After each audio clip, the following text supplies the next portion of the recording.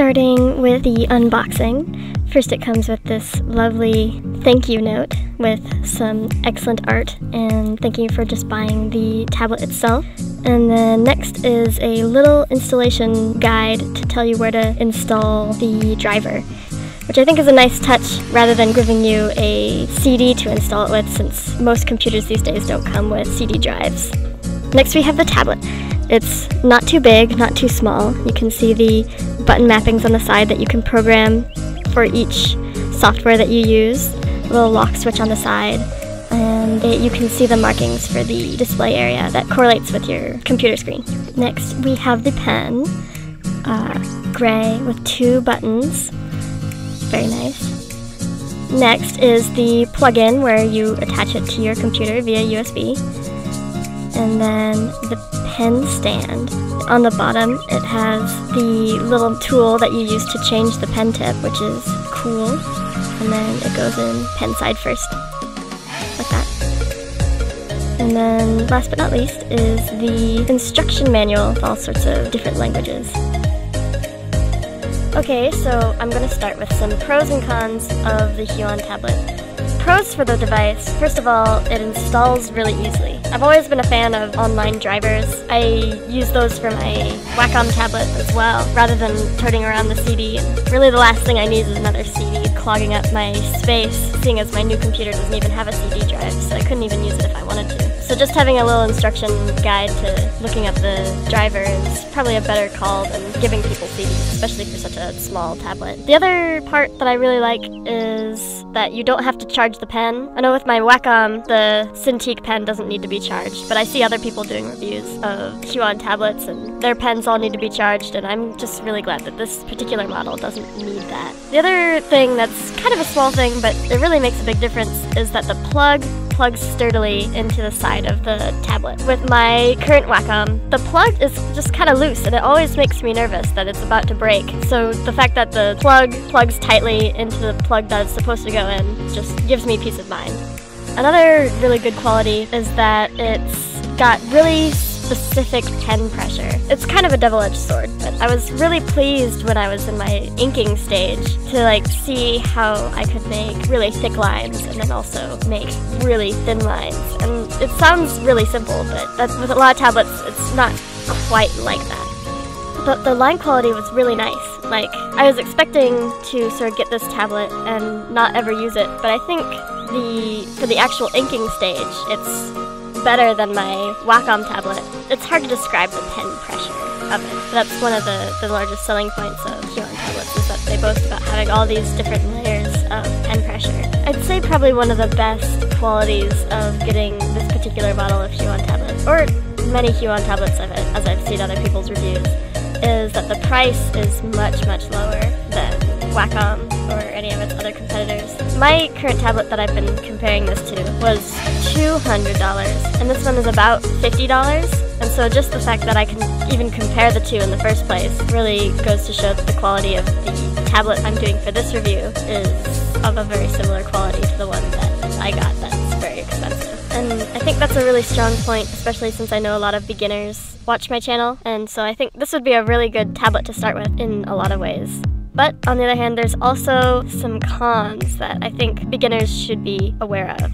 First of all, even though the pen pressure is a really quality, it's a pro, but it's also a con, because this is definitely not a tablet that's love at first stroke. You have to mess with the pen pressure when you first get it, and it has a little box where you can test the stroke, but the strokes that appear in that box don't line up to the strokes that appeared when I was trying to draw in Photoshop. Just be aware that if you try and plug it in and use it right away, what you see at first is probably not going to be the settings you use the whole time. You're gonna have to mess with it. And if you don't really know what type of pen pressure works the best for you, it could be an extra challenge because you don't know what you're looking for.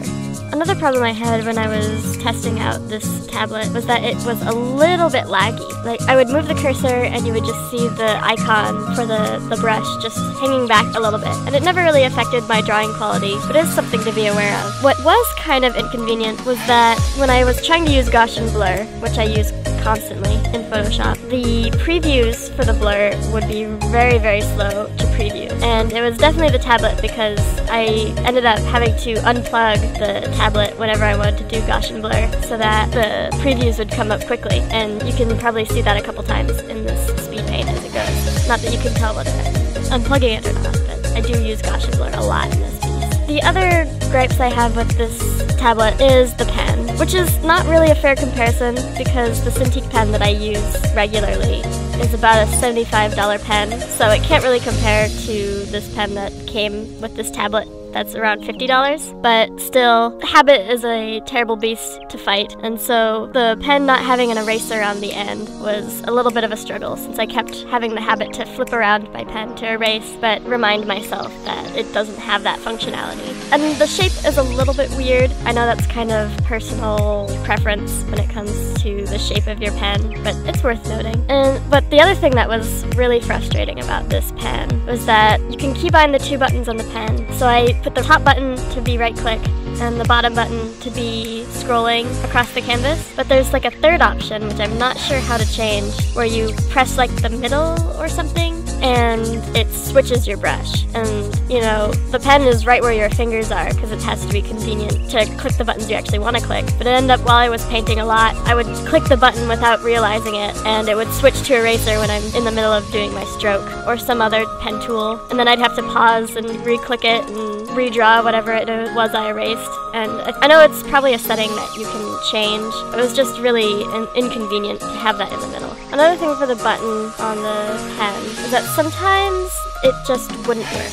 And I'm not sure if that's like a hardware issue or a driver issue or anything, but I would try to right click or press the middle button or scroll and it just wouldn't respond. And it wasn't really a big deal because whenever I draw I still have my hand on the keyboard, so I could press space or right click or anything like that. But it was just weird and it didn't seem to have much correlation, like it would just start working again later. Another small thing that the tablet was a little bit frustrating with is that I think you have to program the buttons, the keybound buttons on the side of the tablet for each specific program you want to use. So I set one of the buttons to Control-Z, and when I opened up Photoshop, that button didn't work for Control-Z. I know it's just a small thing that I could fix easily.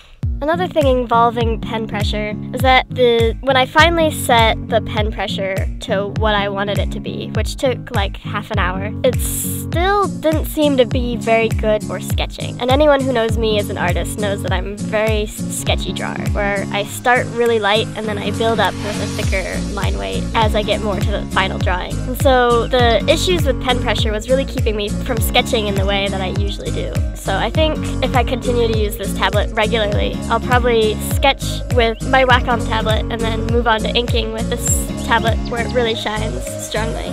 All in all, I think this tablet is a really strong contender if you're just starting out and you're looking for a tablet that's not too expensive but still has a professional quality. All in all, even with its flaws, I think this tablet is a really quality product. The fact that, I said before, that the fact that it can even hold a candle to my $200 Wacom tablet speaks volumes for its quality. And if you're first starting out, it's an excellent tablet to invest in because it'll give you the high quality pen pressure and easy install. And every person is different. Some of the cons that really bugged me could just be from me being so used to my old tablets before, and they wouldn't even be an issue for someone who's coming in fresh.